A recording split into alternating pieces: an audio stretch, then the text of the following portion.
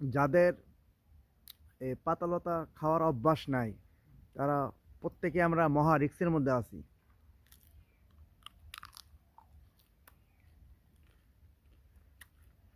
কারণ পাতালতা, শাক পাতা, এটার মধ্যে থাকে ভিটামিন, আর গোশ মাছে থাকে প্রোটিন। প্রোটিন কম খাইতে হয়, ভিটামিন খাইতে হয় বেশি।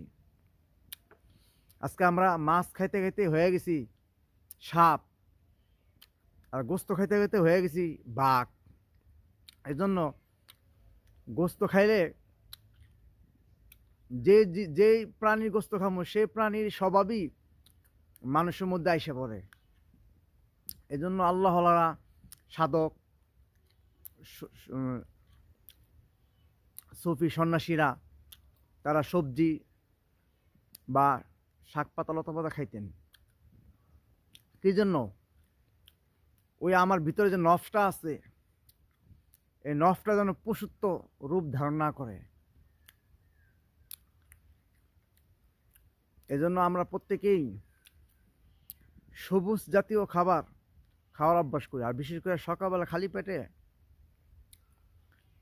এই বিভিন্ন রকমের কেলগোচা পাতা, থানকুনি পাতা বা তুলসী পাতা, আমার আশেপাশে যে সমস্ত পাতা পাই, মোটামুটি এটা আমরা যদি জুস করে খাইতে পারি তাহলে আরও ভালো।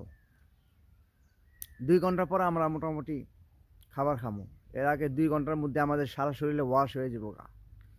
এই জন্য যারা আমরা বাঁচতে চাই তারা আস্তে আস্তে সবুজের দিকে ফোকাস করি, তাহলে ইনশাল্লাহ আমাদের দিন দুনিয়া, আখেরাত, পরকাল, দিন সবই আল্লাহ পাক উন্নতি করে দিবেন।